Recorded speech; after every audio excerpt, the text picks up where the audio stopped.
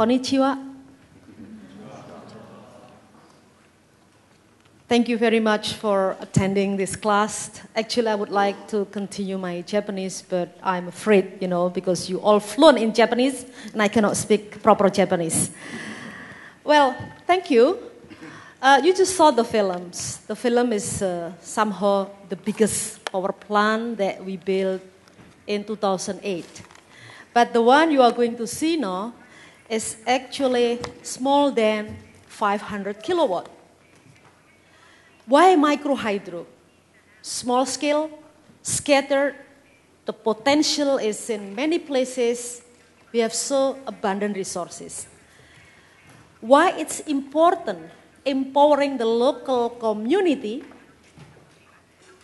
especially the poor, because there is a very powerful tool to build microhydro, and I'm sure with the proper social preparation, the community will benefit from this microhydro. Let's have a look very closely. This is the typical of Indonesian, our future generation who live from, many places in Indonesia, but this part is coming from eastern part of Indonesia. In East Nusa Tenggara, I'm sure that some of you are very familiar with the Indonesian situation. You see the Borneo, East Kalimantan, is Borneo you call it.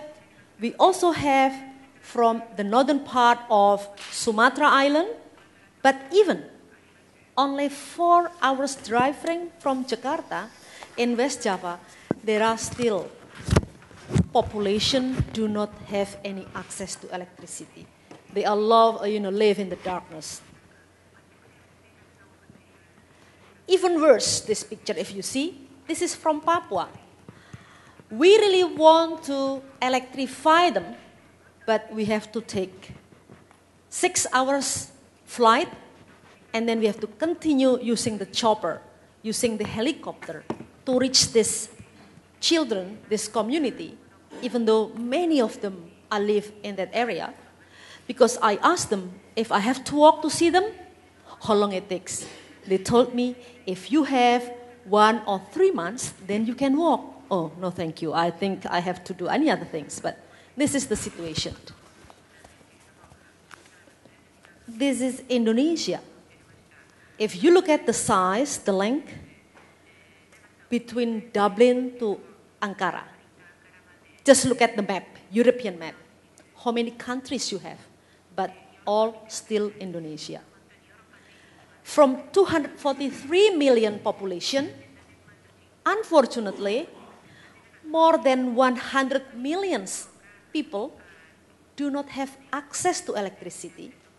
Mostly they live in more than 30,000 villages. They are very scattered, they have very poor infrastructure, and they are very remote. What can we do? We have all these sources. Everywhere you can see, almost in many areas, water are abundant. We also have this. We are living in a ring of fire. The geothermal, I think you know that geothermal is a very deep well, takes a lot of money, high technology, but we can also use this just surface hot water, also creating electricity. This is what we call it renewable energy. Still many other things. Let's have a look what we have now. We're creating community-based electric power supply system because we want to make sure that the community will have their own power plant. The ownership and the very proper social preparation, training capability being built at the local level will make this facility sustainable. You see that there are so many villages. If you look at the purple color, the village A and F, they receive electricity from our national grid, but very few.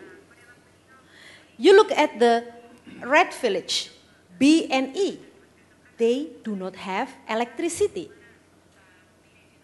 let's have a look on the isolated village, D and C. They have electricity on their own. We built together with them. This is just an example. In northern part of South Sulawesi, Toraja. Everybody in Tokyo know Toraja, I'm sure, because they are very popular with coffee Toraja, Towarko. Toraja, Arabica coffee. This is very small,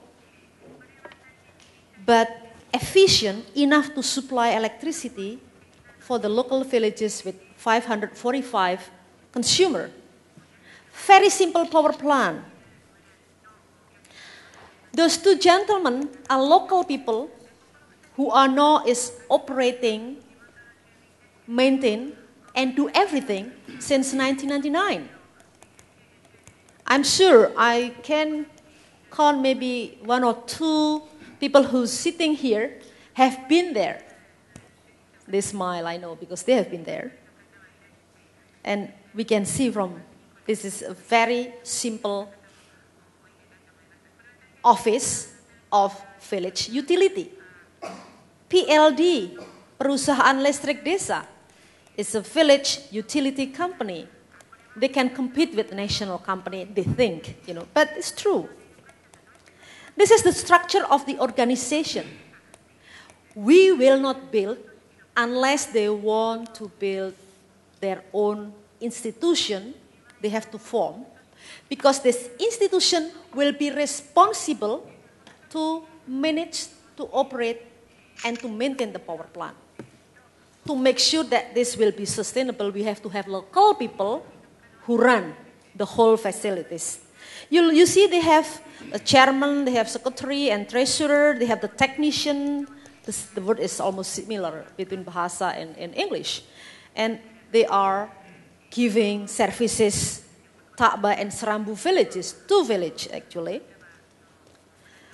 This is the operator on the schedule that they have to have some works to be shared. Some of them going to the powerhouse and other staying in the office of the village utility.